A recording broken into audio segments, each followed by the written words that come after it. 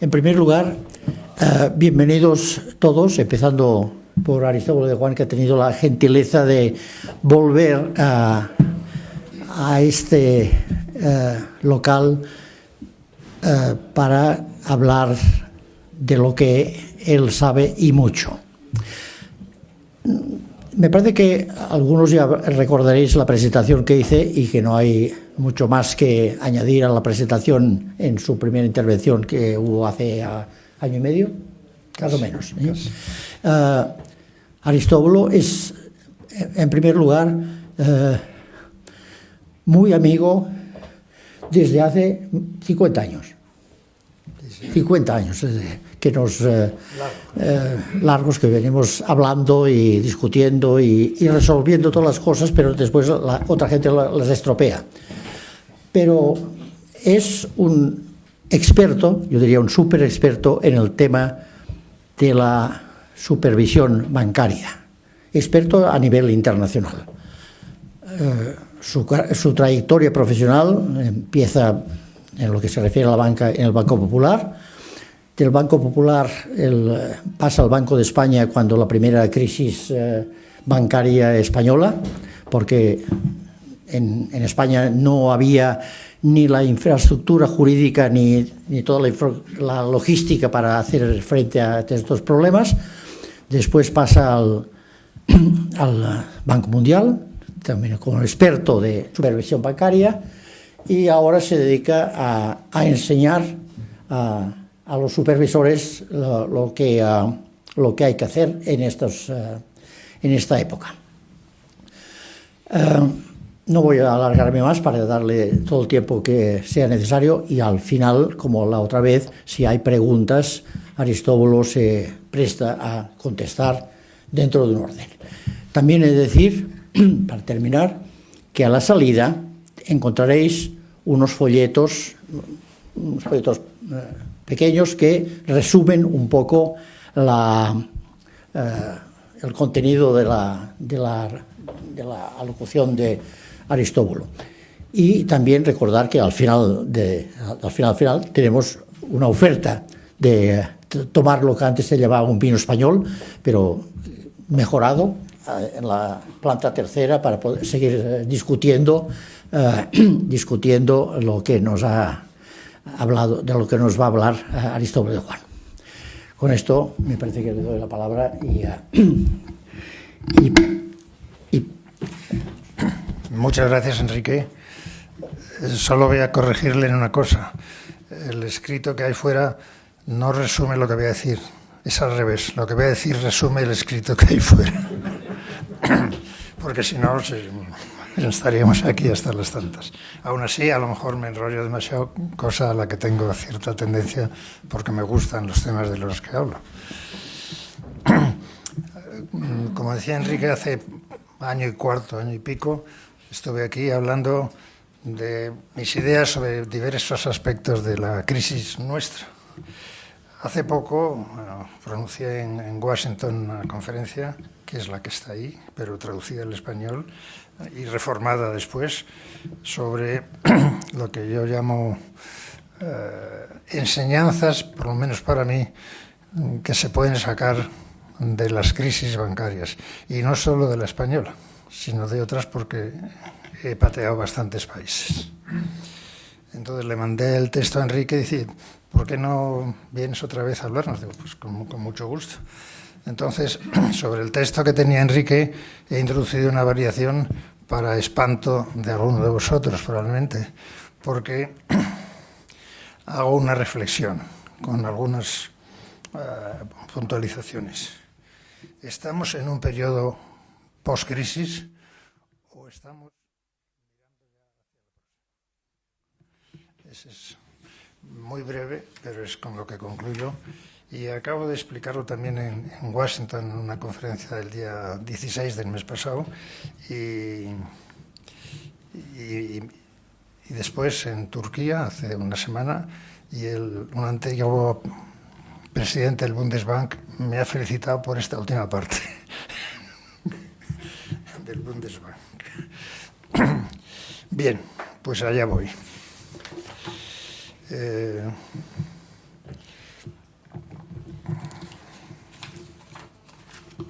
Algunas cosas os van a sonar a perogrulladas, puesto que sois del oficio y sabéis tanto más que yo, pero otras a lo mejor no. La contabilidad es, en teoría, una base para un buen diagnóstico y para un buen análisis de una entidad, pero también puede ser un falso amigo, la contabilidad pública. ¿Por qué? Porque hay una historia que yo he visto país tras país que se repite, y es que si las cosas van bien en una entidad, esa entidad es transparente. Pero si van mal, esa entidad oculta los problemas. Y esto, una afirmación en la que yo pondría pies en pared para defenderla, preside casi todo lo que voy a decir, aunque no lo repita. Luego, pueden causar crisis sistémicas, también es una perogrullada. De ahí, como ha incurrido en la última crisis, ha ocurrido que se ha debido en buena parte a factores macro, pues el gran énfasis de todos los reguladores nacionales e internacionales en la que se ha dado en llamar supervisión macroprudencial. Término un poco rebuscado, pero ya está consagrado. Y a mí me parece bien, pero me parece bien siempre que esté institucionalizada, que esté estrechamente coordinada con la microprudencial. En mis tiempos en el Banco de España, los que llevaban el análisis de los bancos no querían nada que ver con los inspectores. Así que los que tengan que ver con un servicio de estudios que se compenetren bien con los inspectores o los analistas, no siempre es fácil. Tienen que estar bien coordinados bajo una autoridad fuerte. Y luego que este énfasis y esta coordinación esté presidida por una voluntad política. Porque si miramos desde el año 2007, crisis de liquidez, 2008, crisis de solvencia, hasta ahora hemos visto que se haya plasmado muchas ideas sobre la repercusión de lo macro en lo micro. Yo no he visto muchas. Y estamos ahora viviendo, como diré al final, algunos temas macro gordísimos y seguimos tan contentos con nuestras reformas del capital. Bien.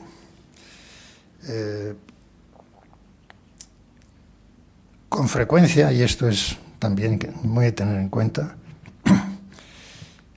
las crisis financieras se gestan en los periodos de bonanza.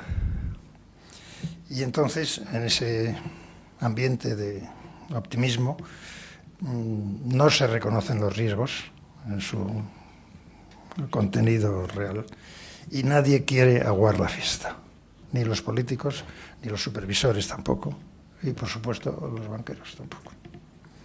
Y hay una laxitud en la gestión y en la supervisión. Todo va bien, los clientes con dificultades acabarán pagando porque obtendrán los préstamos de otros, pues ¿para qué preocuparse? ¿Para qué vamos a ser tan exigentes? Pero sin quitarle importancia a lo macro, gestión y la supervisión laxa son factores igual o más importantes que lo macro en la causación y agravamiento de las crisis. Esto también pongo la mano en el fuego. Tenemos en España un ejemplo, y en el mundo.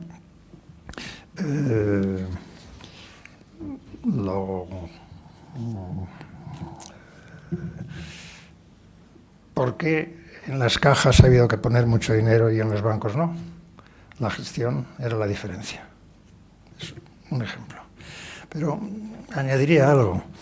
Así como los cataclismos macro pueden surgir y cogernos por sorpresa, la gestión y la supervisión no debería cogernos por sorpresa. Debe ser día a día, desde ya, desde los tiempos de euforia.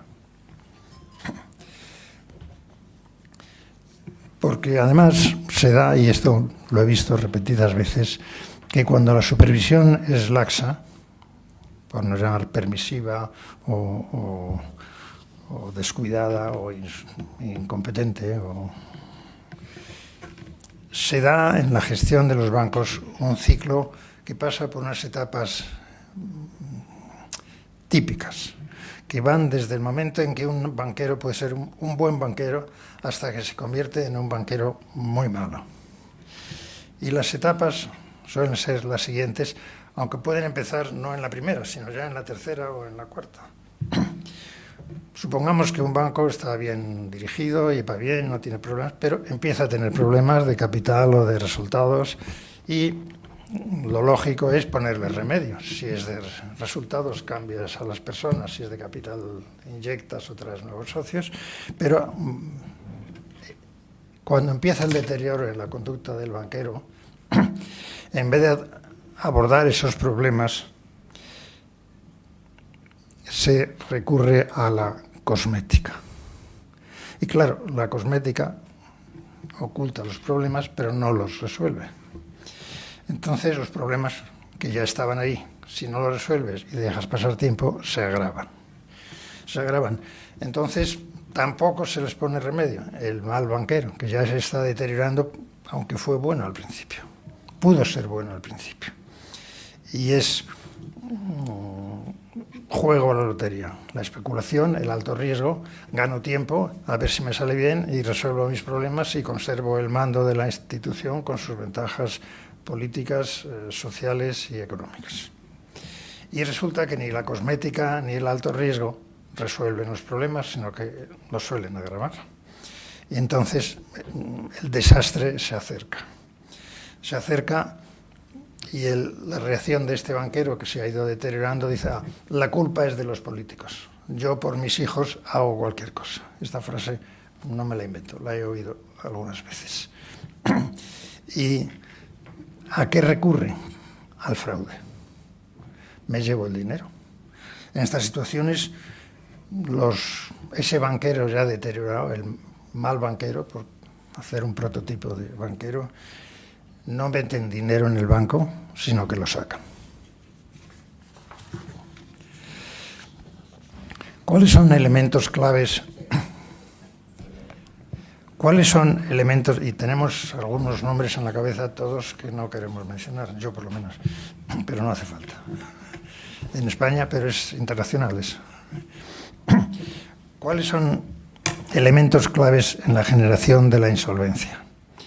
Pues hay uno clarísimo y yo he añadido otro, porque el primero lo he tomado prestado de alguien americano a quien se lo oí hace tiempo.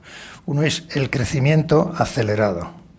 En España hoy vemos entidades que crecen aceleradamente y parece que están bien y a lo mejor están bien, pero ahí siempre hay un germen que suele darse cuando hay abundancia de liquidez y ahora vuelve a haber abundancia de liquidez.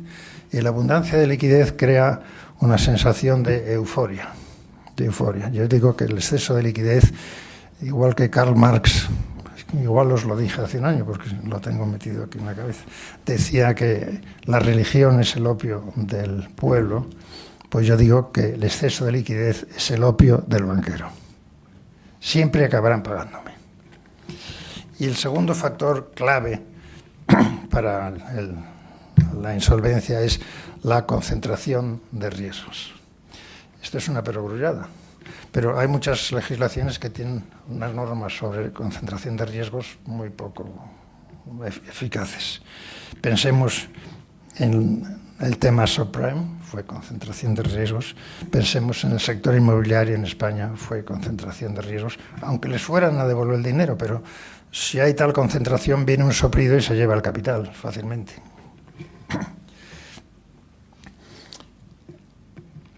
Como hemos dicho que se acude a la cosmética o a cosas peores, la insolvencia puede permanecer oculta, y de hecho permanece oculta mucho tiempo, encubierta por la abundancia de liquidez. Ojo con la abundancia de liquidez, porque no solo crea la euforia, sino que oculta la insolvencia. ¿Sí?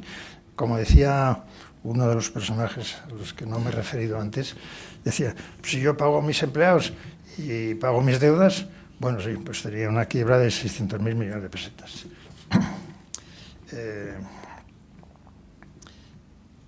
¿Y cómo se oculta la insolvencia? mediante esas prácticas cosméticas. Hay 1000 maneras. Los americanos dicen que hay 1000 maneras de pelar un gato. Pues hay 1000 maneras de ocultar los problemas. Pero la más gorda es la refinanciación de los créditos malos, cualquiera que sea su nombre: reprogramación, reestructuración, innovación, etc. Refinanciación de principal y de intereses. Y como veréis a lo largo de lo que me queda, que todavía me queda bastante, pues lo de los intereses para mí es todavía más grave que lo del capital. Y os explicaré por qué. Es decir, no se hacen las provisiones, no se suspenden los intereses de créditos que no vas a cobrar ni en adelante, probablemente tampoco, pero se refinancian y las operaciones están siempre vivas, como las plantas. Como consecuencia de esas prácticas, que son muy frecuentes en España, hemos visto que las cajas de ahorro, cuando se abordaban y entraban en el FRO, resulta que habían perdido 1.500 millones que se trataban de cubrir con plusvalías de activos no realizados o con preferentes. Bueno, pues después, cuando llegaba la hora de la verdad, que es cuando se va a vender una entidad, resulta que faltaban 9.000 o 12.000. Pero el gobierno estaba tan contento con que solo faltaba 1.500. ¿Por qué? Porque los peores préstamos nunca están en las cuentas como vencidos o como dañados.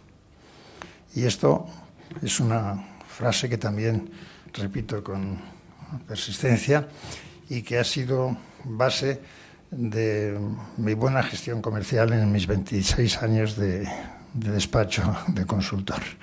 Porque ha habido banqueros que no me han, o supervisores que no me han querido ni oír, y otros que han dicho: esto es lo que hace falta que nos digan. Los peores créditos, por su volumen o por su riesgo, no están en morosos. Yo cuando he ido a algún país me dicen: estamos muy preocupados, tenemos unos morosos del 4% vencidos. He dicho: multiplicar por 4 y no os equivocáis. Y al cabo de unos meses de repasar las cuentas, el que se equivocaba era yo, pero por bajo. Incluso cuando yo superviso o aconsejo a supervisores y me dicen: no, porque los vencidos, digo: no mirar los créditos vencidos, esos ya están en la asesoría jurídica, ya los estáis mirando. Mirar los buenos, ahí es donde están los grandes temas. Como consecuencia, las cuentas son ficticias. El capital no es real porque no se han hecho provisiones y se han ido acumulando intereses para alimentar luego las reservas, intereses ficticios fruto de las refinanciaciones. Los resultados tampoco son reales, por la misma razón. Y, por tanto, las reservas y las provisiones que se han hecho están alimentadas, en parte, por lo menos, con resultados ficticios. Peor aún, como estás dando beneficios sin tenerlos, o estás dando más beneficios de los que tienes, pagas impuestos indebidos que no tenías por qué pagar, por tanto, más daño para las pérdidas y para la liquidez, y además pagas dividendos indebidos, más daño para el capital y la liquidez. Porque eso sí que es dinero de verdad, eso no son cuentas. Los impuestos y los dividendos no son cuentas. Por todo esto, la insolvencia suele aparecer solo cuando se produce una iliquidez duradera en un banco o cuando hay una supervisión ferolítica, excelente, cosa que no es tan frecuente. Si un banco, consejo que yo doy, ves que un banco lleva líquidos meses y meses, seguro que ya está insolvente, pero que está siendo oculto. ¿Por qué? Porque con mis cuentas, que son bollantes, capto clientes y porque pago muy bien mis pasivos. Pero si lleva varios meses con liquidez que yo llamo asistida, o porque la presta el Banco Central en última instancia, antes o prolongada, o ahora el Banco Central Europeo, etcétera, si lleva muchos meses así, o basada en cuentas ficticias, piensen que ya está insolvente. Por eso es un grave error tratar la insolvencia como si fuera un problema de liquidez.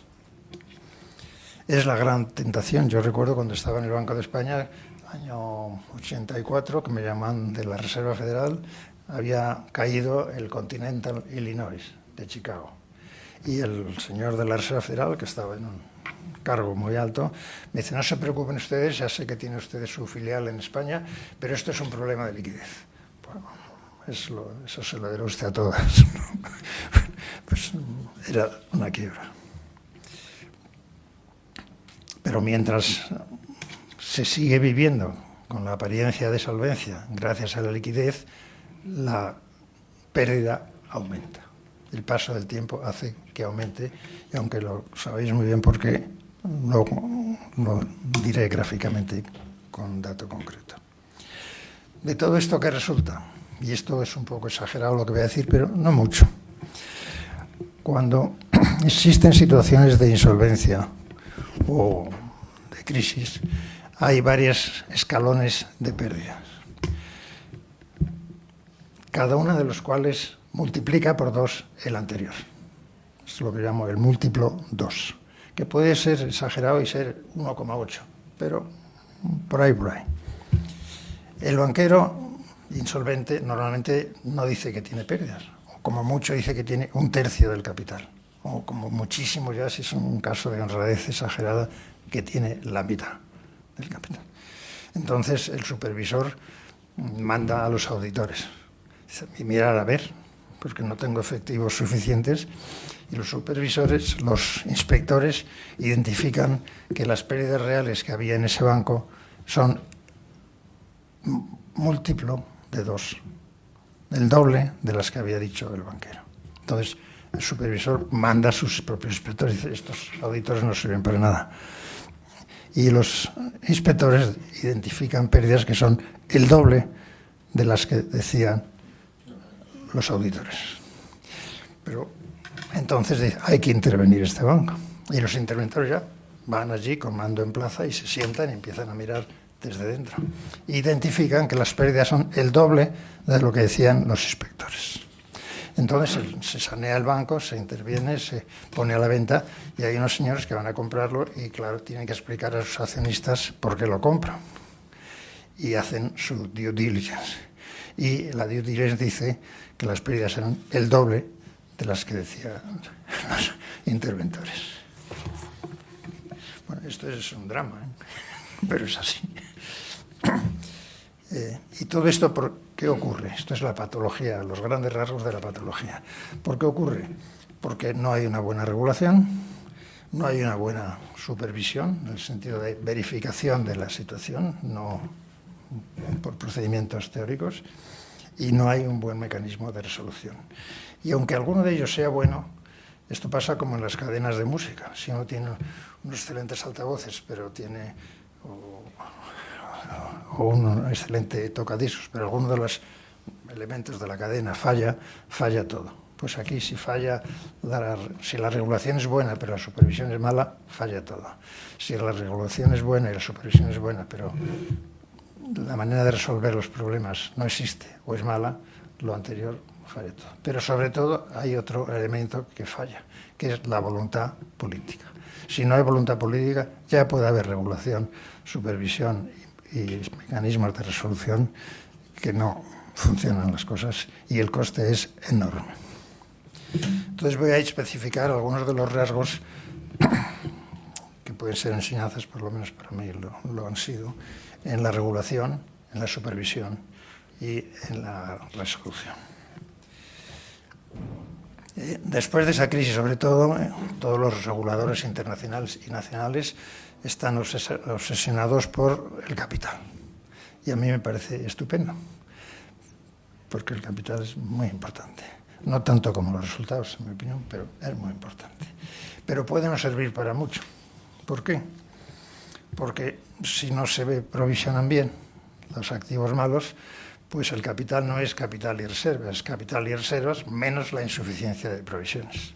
Por tanto, no, ya dices, yo empiezo a oír a bancos que dicen España y extranjero, en Estambul hace 15 días, uno de los bancos decía, nosotros tenemos el 15% de capital. Y yo me tapaba la boca para no reírme. No, seguro que no.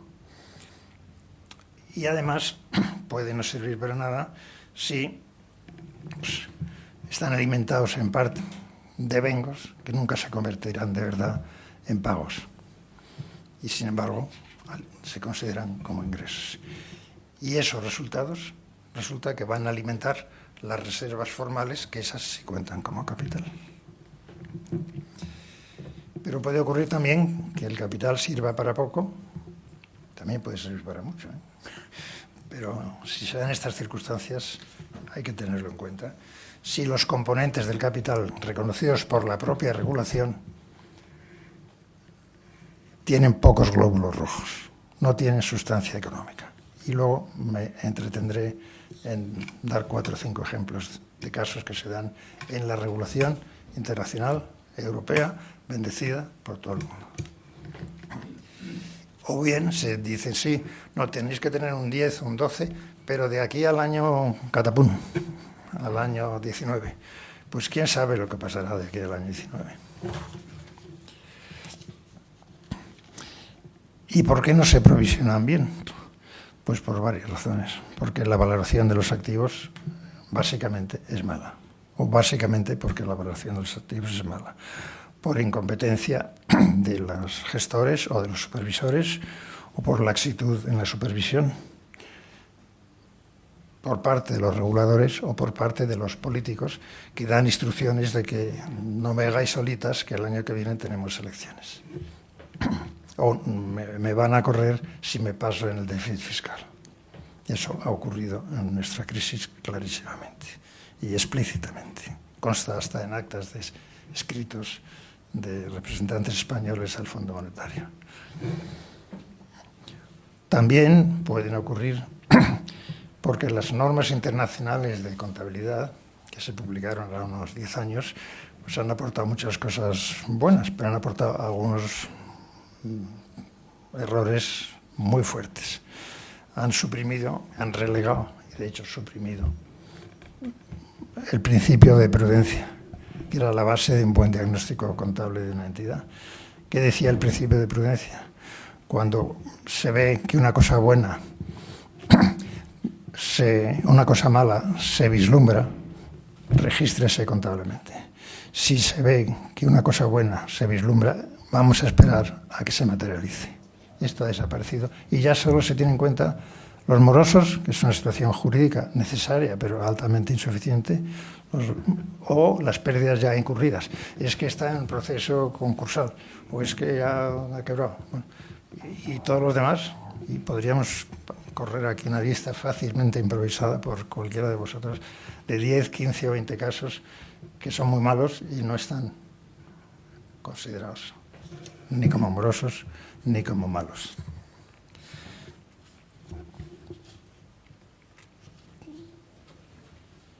Y otra razón de tipo conductista es que las provisiones son el enemigo de los dividendos y de los bonos.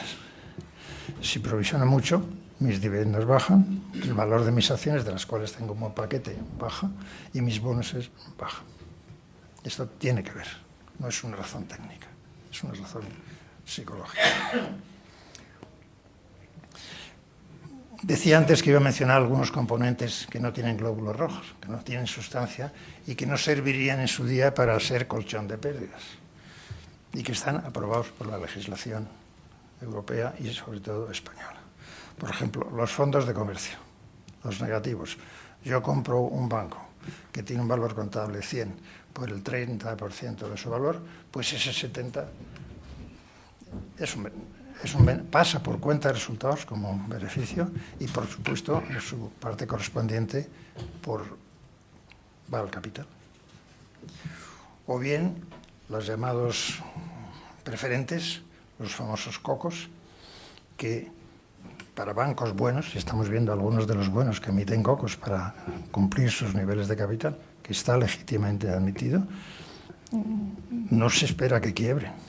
Sin embargo, los cocos y las preferentes, en los casos de las cajas de ahorro lo fueron, están previstos su conversión en acciones cuando el banco pincha. Luego, mientras tanto, es una carga onerosa porque son unos intereses muy altos.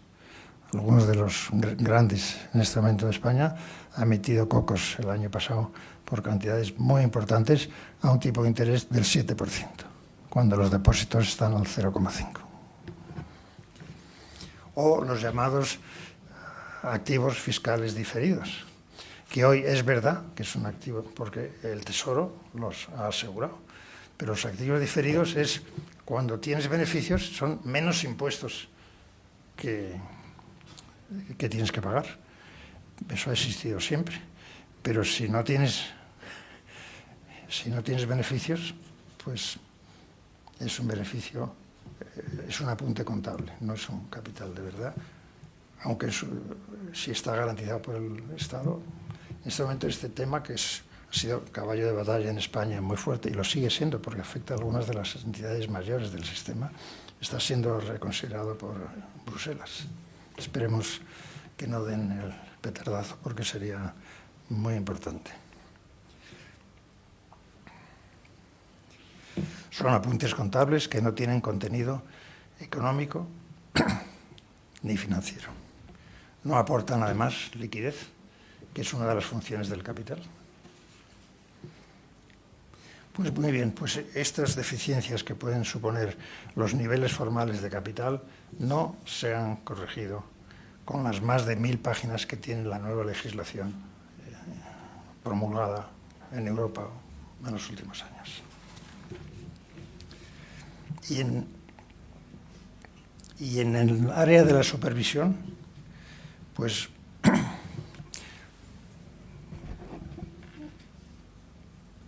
la regulación tiene que ser dura, sencilla y clara, pero no asfixiar a las entidades, porque si se asfixian existe lo que se llama el desplazamiento hacia lugares geográficos, hacia instituciones o hacia productos menos regulados. Eso es así. Yo vi en televisión al presidente de Goldman Sachs en un comité del Senado que le decía con un descaro impresionante a los senadores: ustedes pueden regularnos todo lo que sea y asfixiarnos. La semana que viene estoy haciendo las mismas cosas con sedes en Singapur o en otro país. Pero, es decir, no hay que asfixiar, pero sí tiene que ser dura, sencilla y clara. ¿Y por qué? Porque tiene que estar acompañada de una buena supervisión. Tiene que estar acompañada de una que para mí es más importante que la regulación. Aunque suene a contar batallitas, en nuestra crisis que muchos de vosotros habéis vivido, de los años 80, la regulación apenas existía coeficiente de capital. Las normas de provisiones salieron 2 años después de empezar la crisis en forma de recomendaciones. Bueno, pues nos arreglamos para intervenir 52 bancos por una supervisión dura.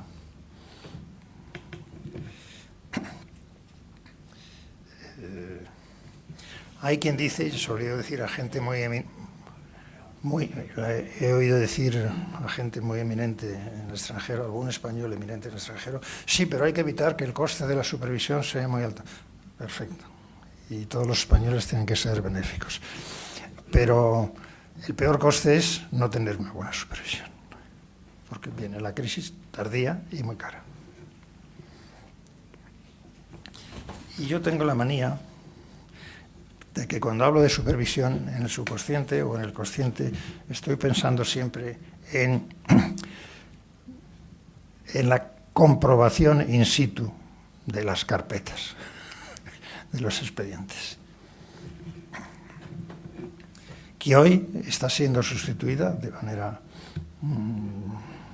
muy perniciosa para mí, casi totalmente, por mecanismos muy sofisticados, pero siempre sobre cuentas no comprobadas. Y he dicho al principio, cuando un banco va bien, es transparente; cuando va mal, oculta los problemas o miente, porque rime con la frase anterior. Y entonces se da prioridad al análisis incluso dentro del Banco Central, pero no coordinado con el resultado de las inspecciones, porque es que Hace 4 o 5 meses alguien del Banco de España decía, mira, los inspectores que han ingresado hace menos de 6 años no han pisado un banco. Bueno, pues a mí eso me parece en serio. Eso se está corrigiendo algo, pero desde Frankfurt. Y desde aquí también, pero para los más pequeños. O bien, como me consta, en muchos casos cuando la inspección empezaba a ver problemas gordos, se les decía o se les dice, no tenemos efectivos, pasárselo a los auditores. Los auditores pues no brillan por su independencia. Aunque hubiera aquí alguno, lo diría también, y se lo digo a ellos. No siempre, ni en todos los casos, ni todos por igual, ni en todas las entidades, pero es frecuente. Luego, no, esto es un problema de consultores, que vengan unos consultores y nos digan un plan de viabilidad. Mire, si los datos te los ha dado una entidad que oculta la realidad, pues no. O bien los modelos matemáticos, hechos por matemáticos o por banqueros de segundo nivel y también basados, hemos visto el año pasado los AQR, Asset Quality Review. Pues muy bien, pues vuestros compañeros que están en activo me han contado historias, son unas sábanas así, que tienen miles de datos, que es la mejor manera de informar mal, y están comprobados esos datos. Y lo mismo les ocurre a las pruebas de esfuerzo, que son el futuro de la supervisión está en las pruebas de esfuerzo. Un antiguo supervisor, sucesor mío, no el primero, sino después, me dijo un día una frase que como era chusca y yo la comparto, os la cuento. Me dijo, mira, los test de esfuerzo son test diseñados, los test de estrés son test diseñados para quitar el estrés al supervisor. Una exageración, bueno.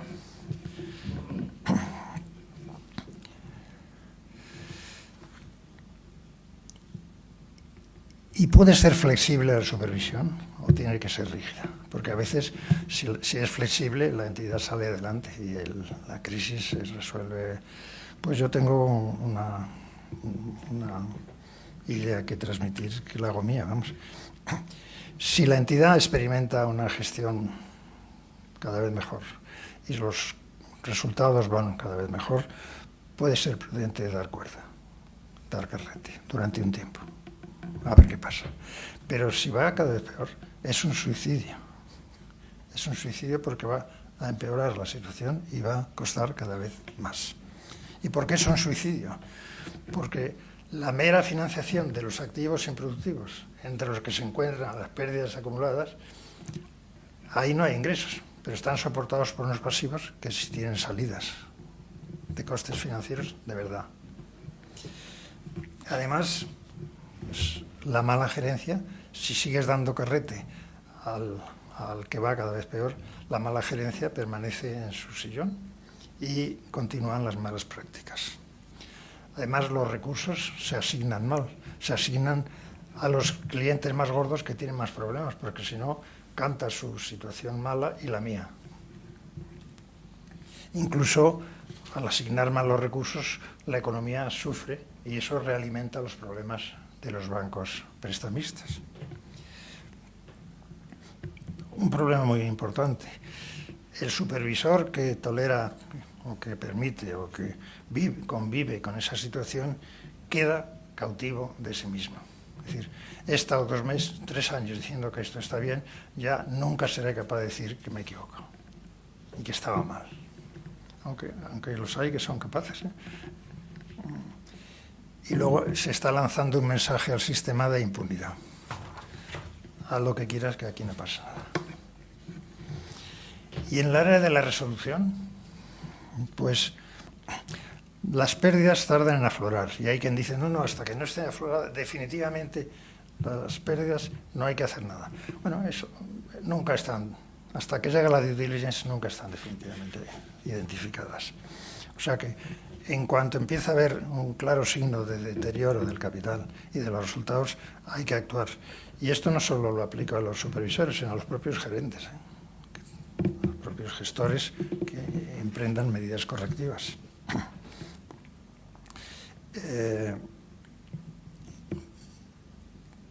Confiar en el tiempo y en el crecimiento es un error grave y costoso. Las pérdidas ocultas y subyacentes crecen siempre más deprisa que la recuperación de esa entidad y la recuperación de las economías. Dos advertencias que me hago yo a mí mismo y a quien me quiere escuchar con vuestra paciencia, que veo que sí que la tenéis. Todavía os queda un poquito más de paciencia. Sí, como ocurrió en España en marzo del 2009, se dice todo menos tomar medidas que tengan impacto fiscal, es una miopía absoluta, porque si no lo haces vas a tener un impacto fiscal muy superior. Eso es irremisible. Y luego hay que decir, no se puede pedir más capital porque esto es procíclico. Esa frase que oímos los últimos años con tanta fuerza. Bueno, mira, si no puede ponerlo el capital, la entidad, pues busca otras maneras de que se ponga. Pero si tienes cáncer, hay que extirparlo, sea procíclico o no. ¿Y cuál es el objetivo de una verdadera resolución, como se llama ahora antes, saneamiento, reestructuración? Es lo mismo. No es solo evitar el drama a corto plazo de la falta de liquidez, que también existen mecanismos paralelos, pero no solo, digo, sino que el sistema enfermo pase a ser un sistema robusto y que pueda todo el mundo olvidarse del problema. Hoy es muy frecuente, y es verdad, que se dice, es que los demás países están peor o tienen una regulación más floja. Pues puede ser, sí, y podríamos citar algunos. Pero a mí, español, que me interesa que nuestro sistema sea robusto y pueda competir mucho más fuertemente con los demás. O sea, las dos cosas son verdad, pero la segunda es más verdad. Si se hacen las cosas a medias, digo un nombre esta vez, incumpliendo mis buenos propósitos, pero es que está en boca de todos. El banco resultante de la fusión de las cajas gallegas. Pues si pasas 4 años o 3 buscando inversores nuevos de un banco fallido, evidentemente todo dinero que estés metiendo, sea del gobierno o de los privados, los vas a perder. O sea, pero además, si tienes un sistema vulnerable porque has hecho las cosas a medias, es muy propenso a las recaídas y a que una crisis aislada se convierta en crisis general o sistémica. Se han perdido los recursos y los esfuerzos. Dos elementos básicos e inseparables, insisto, para una buena solución de bancos con problemas. El capital, reconstruir el capital y los resultados, porque si solo construyes el capital y los resultados no vale. Y un cambio rápido de la propiedad de los administradores y de los gerentes. En la memoria de un banco asiático leí yo hace tiempo, con motivo de la solución que habían dado a una crisis. Una buena solución. Había una frase que no sé cómo se atrevieron a ponerlo en un documento tan solemne como la memoria del Banco Central. Decía, no se puede dejar a los monos que cuiden de los plátanos. Bueno. ¿Y el capital cómo se repone? Pues estas son perogrulladas. Pues o lo ponen los dueños anteriores o entran nuevos dueños, como estamos viendo ahora que entran en la banca española, no sé si todos igualmente deseables, o se retienen reservas de verdad, sobre beneficios de verdad, y aumentas los recursos propios, o vendes activos con plusvalías, o si no, tienen que entrar en funcionamiento mecanismos oficiales de resolución, que pueden ser del gobierno o privados o una combinación. Pero si no se resuelve de esa manera, tienen que entrar y no hay más remedio.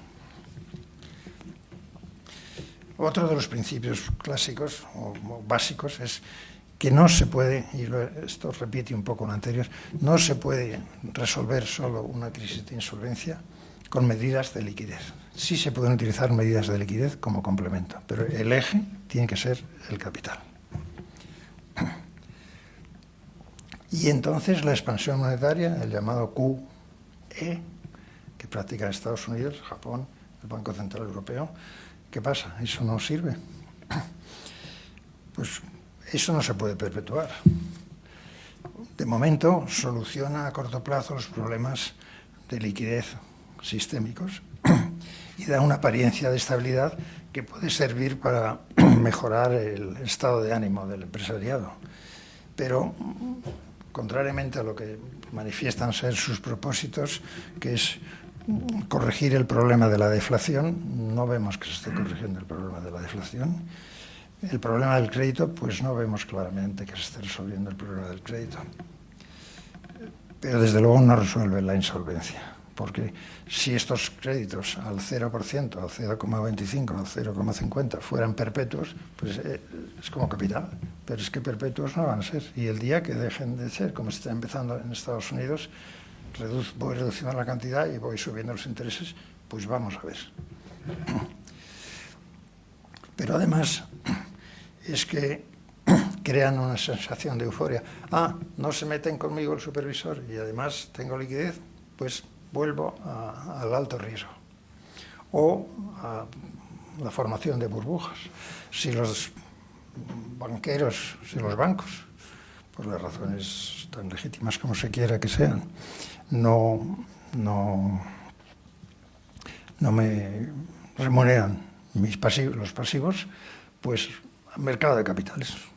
Y vemos que en un sistema español de bancario en que el promedio del retorno al capital es del 5 o el 6%, numerosas entidades financieras con un PER del 20, el 30 o el 30 y tantos, lo cual es una burbuja. Y el tópico de las fusiones. Cuando yo llegué al Banco Mundial, nadie había pisado un banco. Eran todos infraestructuras y mercado de capitales.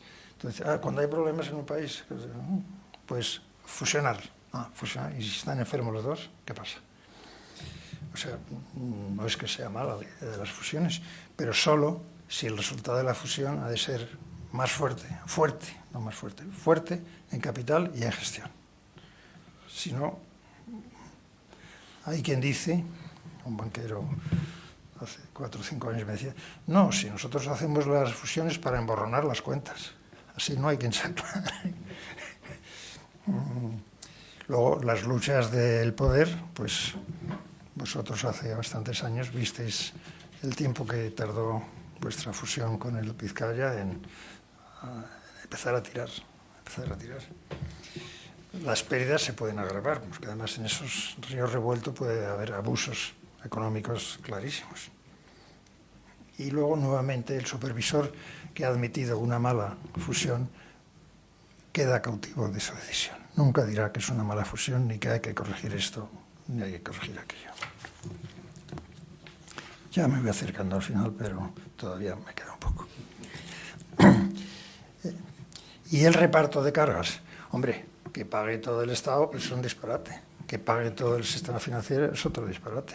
Que pague todos los depositantes o los inversores es otro disparate. Pues sí, el reparto de cargas es un buen principio. Y siempre ha estado claro que cuando se ha abordado una situación de insolvencia, ha habido que castigar al accionista que se marche.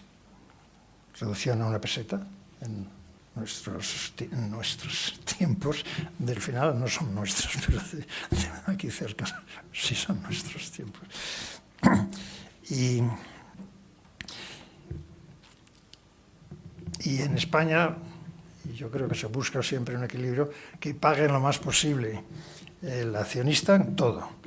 El sistema es un sistema de autoseguro que se protege, pero en España decíamos en los años 80, si todo lo tiene que pagar el sistema financiero, acabamos con todo el sistema financiero, en vez de esta mitad van a estar mal todos. Y se creó un sistema mixto. Yo soy partidario de los sistemas mixtos. Hoy se ha creado la figura desde Chipre, hace 2 años, del bail-in. Es decir, Castiguemos al accionista, sí, pero también a los inversores, a los que invierten en subordinadas, en preferentes, etcétera, han perdido el capital, han perdido su inversión. Y esto tiene algo de justicia, pero la comercialización de estos productos es transparente, no necesariamente. Yo creo que va a ir mejorando, pero hoy no. Luego, las pérdidas afloran por todas las historietas que os he contado tardíamente. Como afloran tardíamente, son muy grandes las pérdidas ya. Y no basta con que amortices el capital y amortices al inversor. El contribuyente tendrá que pagar. Menos, pero también tendrá que pagar. De hecho, sin que sea ese el propósito, habrá una fórmula de reparto mixto. Y las entidades privadas, a través de sus sistemas de seguro de depósitos, que cubrirán de 100.000 euros para arriba, para abajo, perdón, pues también tendrán que pagar. Sistema mixto, no concebido como tal, pero el resultante de prueba y error de muchos años. No olvidemos que cuando una preferente, un coco, una subordinada se convierta en capital, todavía no se ha producido casi, salvo con las preferentes, no está inyectando liquidez, está reduciendo el servicio de la deuda de esos títulos, pero liquidez ya la inyectó cuando compró esos títulos, no en el momento de recuperación. Y al recuperar hay que tener en cuenta también capital, resultados y liquidez. Pero grullo. Yo me he permitido decir por escrito, con escándalo de algunos, que si un gobierno dice que no perdió dinero en la solución de una crisis, o que incluso ganó porque cobraba comisiones por los avales, es que no ha resuelto la crisis. Y crear un banco malo. Hoy o mañana lean ustedes los confidenciales o los periódicos y verán las noticias que vienen sobre Sareb. Algún inspector de alto nivel, segundo nivel después de director general, me decía hace 3 meses, Sareb es el problema más grave del sistema financiero español.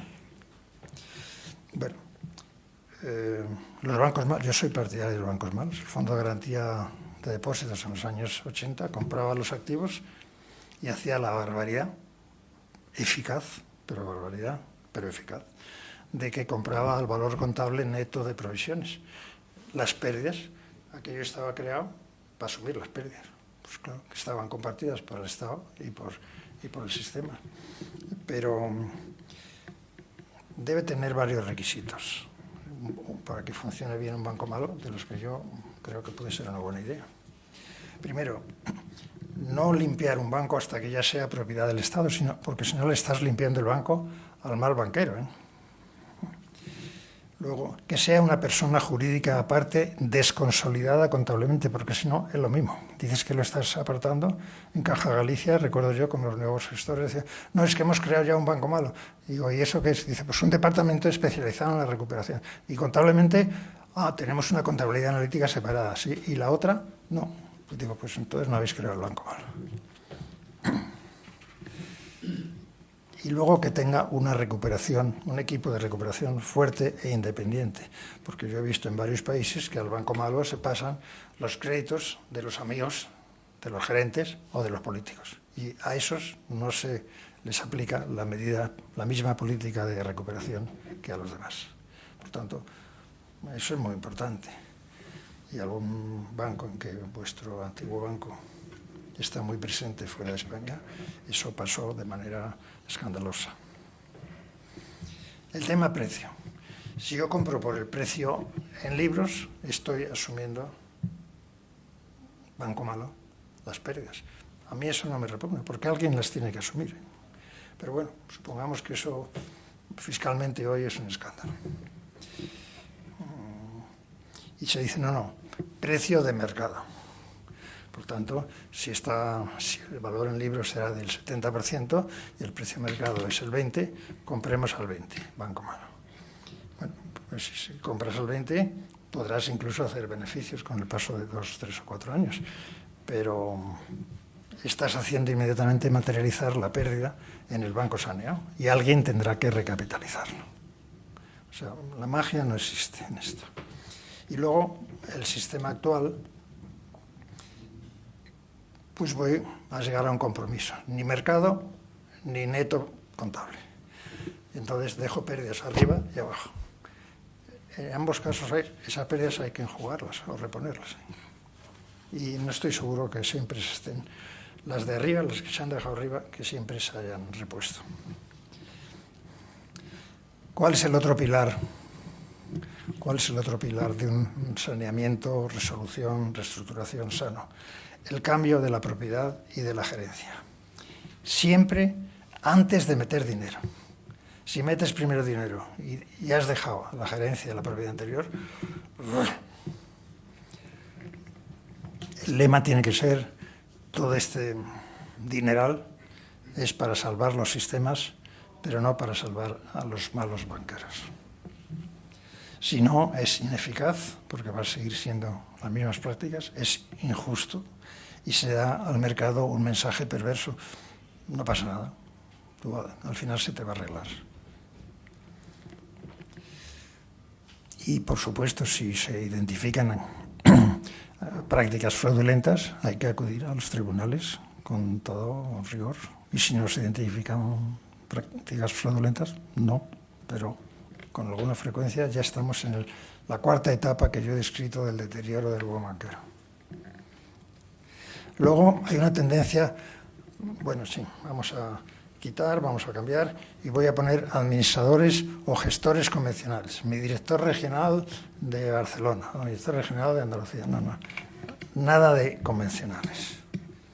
Para la guerra hay que tener generales y para el cáncer, cirujanos. O sea, gente con toda la barba. Y la nacionalización como solución. Yo no creo en la nacionalización, en los bancos nacionalizados. Ahora vuelven a estar de moda en las campañas electorales de algunos.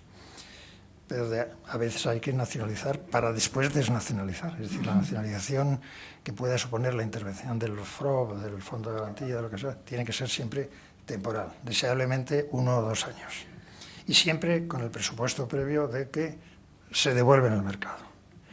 Mi ideal siempre ha sido devolver al mercado a una sola entidad más fuerte y bien capitalizada. Y entonces lo puedes volver al mercado a los 6 meses de haberlo intervenido. Si también cabe el pensar en devolverlo al mercado con salida a bolsa.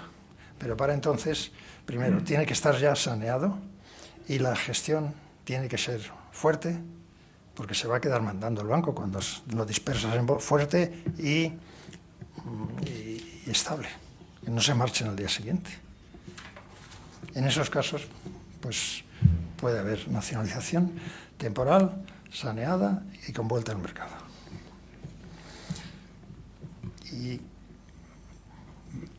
de todo lo que he explicado, vemos claro que no hay que cantar victoria prematuramente. Primero, porque es un daño al mercado, a los inversores, al país y a los depositantes.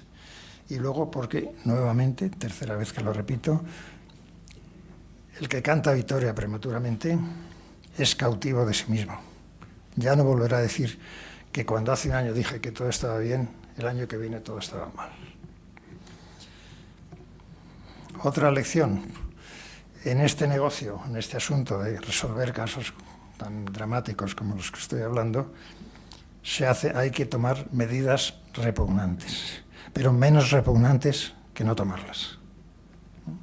Por ejemplo, nacionalizar pues puede ser repugnante. El castigo a los inversores puede ser repugnante. Los despidos al personal puede ser repugnante. El castigo al contribuyente, el castigo al sistema que también tiene que acudir, todo eso es repugnante. Pero si no lo haces va a ser mucho más repugnante. El sistema va a colapsar. Y luego, yo viniendo en Turquía, tuve un aterrizaje en falso y cuando estábamos ya a 100 metros del suelo, Nos fuimos para arriba y tardamos 4 horas en aterrizar, y los pasamos mal. Pero los pilotos de las líneas aéreas tienen un dicho que es: cualquier aterrizaje es bueno. Y se comprende por qué. Una vez que estás en... esa frase me acuerdo siempre cuando ya estás en la pista. Esto está bien. Pues yo diría, parafraseando esto, de que cualquier pérdida es buena si es la última. Y ahora viene la pequeña el pequeño adendum que he hecho sobre, invitándoos, no dogmatizándoos, invitando a la reflexión sobre las actuales vulnerabilidades que, estando el sistema mucho mejor que hace 2 o 3 años, subsisten. Y no solo vulnerabilidades de los sistemas financieros españoles, sino en todo el mundo. Estamos en los sistemas financieros vulnerables. Y voy a comparar qué pasaba el año 2007 y lo que pasa ahora. Y resulta que pasa lo mismo. Exceso de liquidez. Una de las causas de la crisis del 2007 fue el exceso de liquidez. Y ahora vuelve a verla. Intereses bajos, tipos bajos, vuelve a verlos. La ingeniería financiera y los productos híbridos. Estamos en ello. La banca en la sombra, cada vez más. Esas son cosas que llevaron a la crisis hace 7 años o 8 y que están ahí.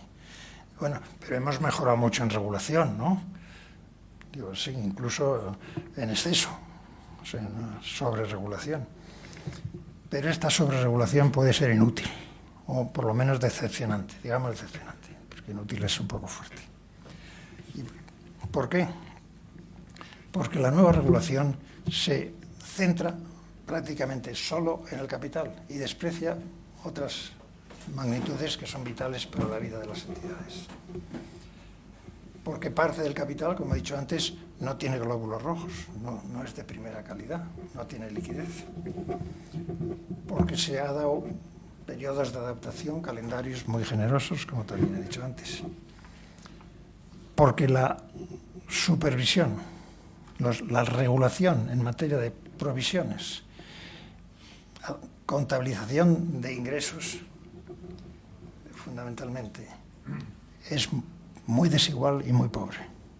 Es decir, en Francia hablas de refinanciación, tienes que provisionar o refinanciar malo, dicen refinanciación, mande.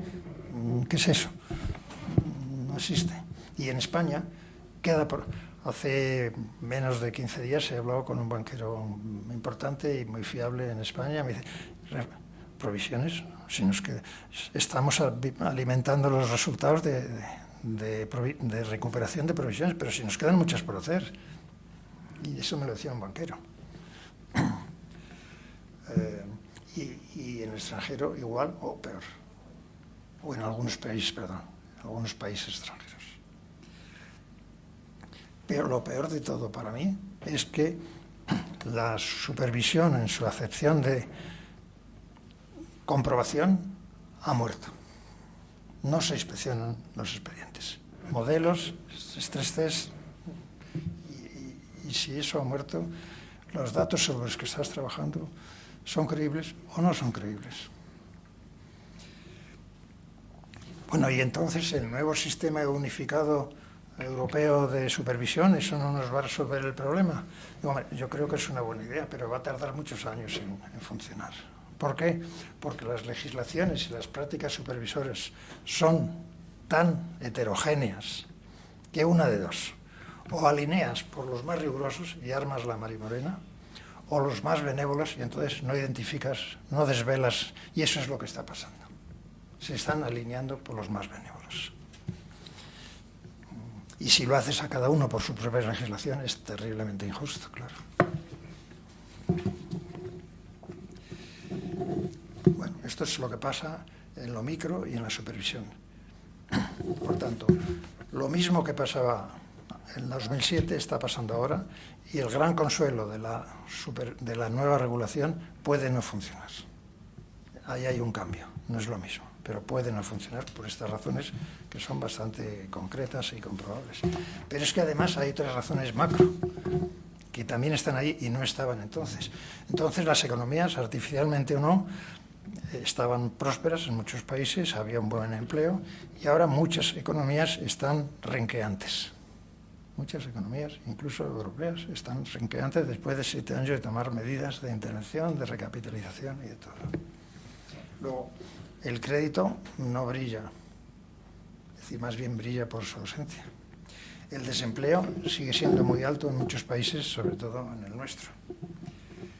Tenemos el caso del declive del Producto Bruto en China y, por tanto, de su capacidad de importación, que está afectando a muchísimos países. Y tenemos la situación de Brasil, que vamos a ver en los próximos 6 meses cómo la degradan las Standard & Poor's de turno, y aunque no la degraden todavía, ya está sufriendo mucho. Tenemos el caso de Rusia, y no hablo de Grecia, pero también está por ahí, que quién sabe. Antes de ayer la bolsa pegó un bajonazo, o antes de ayer, tremenda, porque no llegaron a un acuerdo en Grecia. El precio del petróleo y de otras materias primas se ha colapsado. Los tipos de cambio de las monedas están subiendo y bajando, sobre todo a favor de algunas, de una manera dramática. Y luego las grandes inyecciones de liquidez del Banco Central Europeo, cubriendo las situaciones de liquidez más inmediatas y tranquilizando, como si fuera el Exatín, pues pueden crear una inestabilidad financiera enorme, sobre todo cuando dentro de 3 o 4 años se empiezan a retirar. ¿Qué se retirarán? Y dicen, no, es que ya se prolongarán. Bueno, pues es la respiración asistida, ¿no? Algún día tendrá que terminar. Entonces, mi reflexión es, ¿se puede predecir una nueva crisis? Eso ya, con lo que yo he dicho, vosotros reflexionar y sacar vuestras propias conclusiones. Pero yo recuerdo una frase que decían los romanos, yo en latín era muy bueno cuando estuve en bachillerato, y había una frase que decía, si vis pacem para belli, si quieres la paz, prepárate para la guerra. Pues si crees que vas bien, prepárate para cuando estés mal. Nada más. Muchas gracias.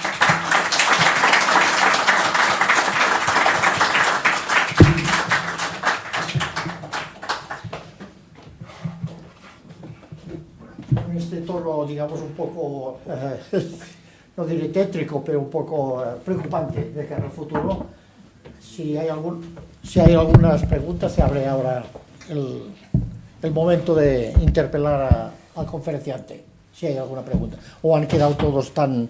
¿Qué? Han quedado todos tan... no chafados, tío, impresionados que por esta lección magistral. Ahora podríamos hacer, con lo que hemos aprendido hoy, podríamos hacer las oposiciones de inspector en el Banco de España, que a lo mejor se lo necesita. No, yo lo que creo que están ordenados es porque tarda mucho en exponer mis ideas. A ver. ¿Te importa el micrófono acercarte? Sí, ahí tenemos de todo aquí. Bueno, a mí primero muchísimas gracias por la intervención, que me ha parecido, como siempre, estupenda, ¿eh? Y bueno, y por supuesto tétrica, pero creo que la situación no es para menos, ¿no? Si uno estudia un poco cómo se realiza el rescate y todo lo que está ocurriendo, habría que hacer miles de preguntas. Pero como tampoco vamos a abusar de Aristóbulo, porque empezaríamos, pues, por ejemplo, por la última operación de compra de Caixa Cataluña, por qué pasa con el Banco de Santander y la Reserva Federal, qué pasa con el banco con el BBVA y todo el tema digital. Pero bueno, voy a hacer una pregunta para no comprometer, que es la siguiente. Guindos acaba de decir sin ninguna explicación que se iban a recuperar la mayor parte de las ayudas dadas a Bankia. ¿Qué opina o qué opinas sobre esa posibilidad, ¿no? Bueno, yo creo que una parte sí se va a recuperar, pero la mayor parte no sé. Yo diría que algo más de la mitad es posible, porque yo creo que Bankia...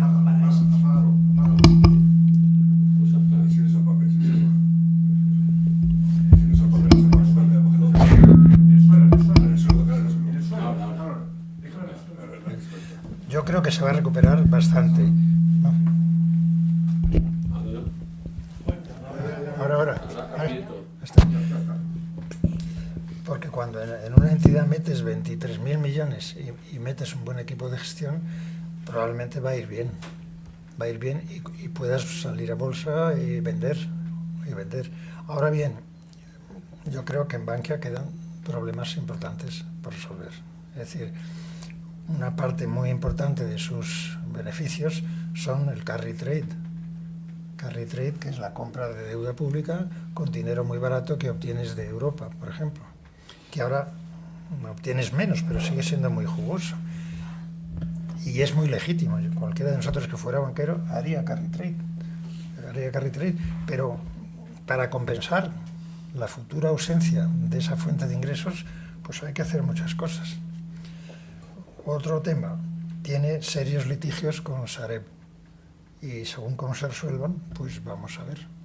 Y luego, el tema famoso de los DTAs, de los Deferred Tax Assets o créditos, es muy importante en Bankia.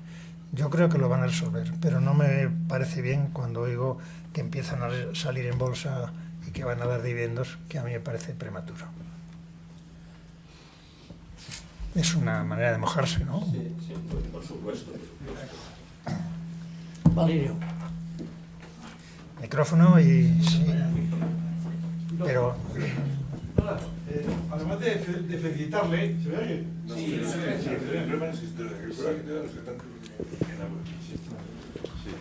Bien, felicitarle a Aristóbulo, ¿verdad? Porque me ha encantado su exposición. Gracias por venir.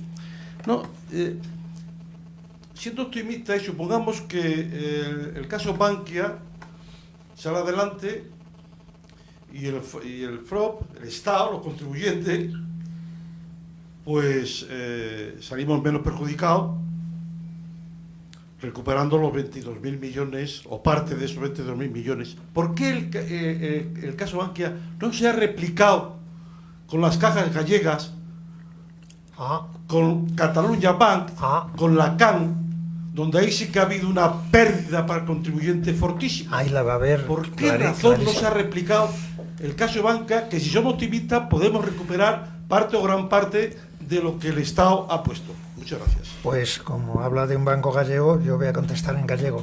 ¿Por qué cree usted? ¿O por qué cree usted? Pues está clarísimo. Está clarísimo. Porque han sido... Pensamos en lo mismo. El por qué lo tiene todo el mundo Claro, por Lo han influencia... mencionado antes con Aristóbulo con carácter genérico, la voluntad política. Claro. Sí. Hubo en el gobierno una clarísima voluntad y explicitada internamente de demorar la solución de la crisis para no tener que intervenir en Cataluña, por ejemplo. Y es presumible que haya habido también influencias semejantes o inspiraciones semejantes en el caso de Galicia, porque tener una caja, un banco propio para la comunidad autónoma de Galicia, solo uno, y que pueda ser juguete político, si llegara el caso, es muy atractivo. Y mientras da muchos votos. Esa sería mi mal pensado que es uno por la respuesta. Paulino, venga. Reitero el agradecimiento, desde luego, de Uniter por contar con tu presencia aquí y por tu exposición brillante. Y voy a un tema de supervisión, que creo que de eso estás doctorado.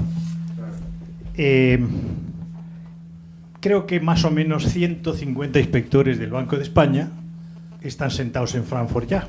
Están sentados en Frankfurt, en el Banco Central. 80. ¿No? más. Bueno, Puede ser. Muchos. Pues, no discuto la cifra. De acuerdo, Voy al tema principal. Yo tampoco. ¿Va a servir de algo que los 20 o 28 países de la UE hayan colocado 80 o 100 inspectores cada uno en Frankfurt para vigilar a los bancos sistémicos? ¿Va a servir de algo? Pues yo creo que a largo plazo sí. A corto plazo es complicadísimo, lo he dicho, uniformizar, homogeneizar regulaciones y prácticas supervisoras. Y no es solo un tema técnico, es un tema político. Francia no le da la gana de uniformizarse con los otros países, ¿no? Italia no es que no lo dé gana, es que ha hecho siempre lo que ha querido. Alemania con sus cajas de ahorro y Landesbank, lo mismo.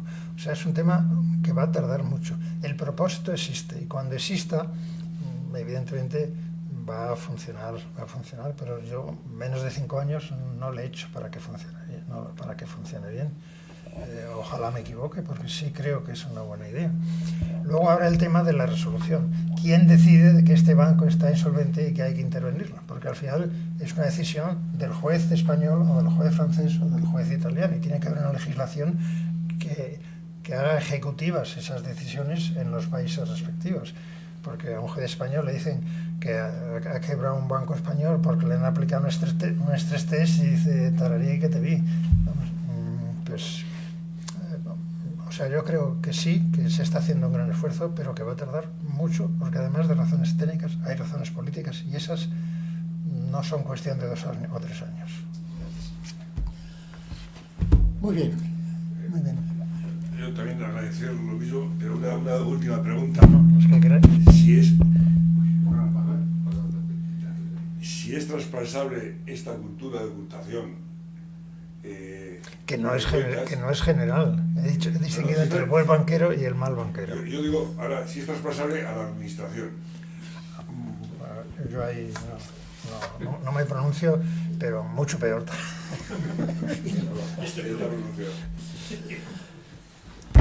Bueno, pues quiero recordar, afuera hay el guión, la conferencia de esto, lo tenéis a vuestra disposición. Y arriba, los que quieran, tenemos un copetín. Muchas gracias.